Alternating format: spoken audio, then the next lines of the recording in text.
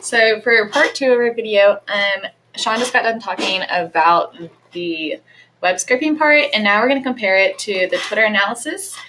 And what we first began with was a descriptive analysis, and we did that via IPython notebook, and we pulled these words regarding the pre-market and stock market and ran that in this CMD control.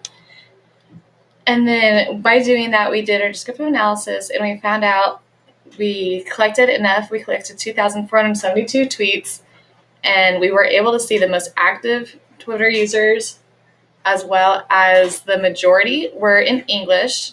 2,025 of them were, and there were 770 retweets out of these. And it's also interesting to see the location of where these were sent out, but they mostly were out of the USA. And then we did a frequency analysis as part of our descriptive, and the common words were obviously stock market and NASDAQ, which was interesting to compare to the web scraping because the top 3 companies were NASDAQ, Dow Jones, as well as London Stock Exchange. Okay. So these common words can be correlated with the pre-market that kind of way. And New York Stock Exchange. And then we did unsupervised content analysis, and that was our clustering. We first did the elbow method by selecting the K value, and from there we then were able to determine an inertia from it, as well as the clusters. And here you can see there are 3 most common large ones when there were 3 little ones, and the 3 large ones we would like to compare to the 3 ones that were pointed out in the stock market watch. And then network analysis findings, we did network visualization, and our graphs are right here.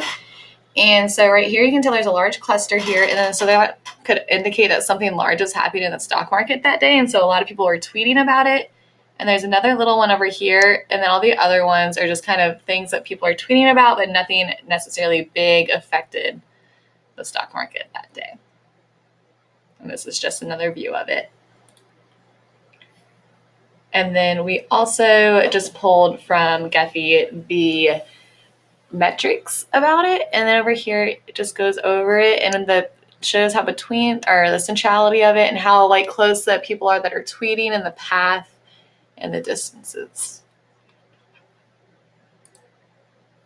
So to come to a conclusion, the data that we scraped is more volatile than everyday stock information. Usually there's higher volumes and less dramatic change in regards to normal stock prices. And then when we compare the web scraping information to our Twitter analysis, it was clear that the 3 main clusters we found had a high tweet activity, and they were related to dramatic changes or an interruption in the stock market. And if we had more time, I think it would be easier to gather more data from both websites, from Twitter, as well as the pre-stock market watch that we had, and then we can compare that to a larger time frame. It'll help show trends in the environment, and it will help decide when individual stock investors can buy and sell stock.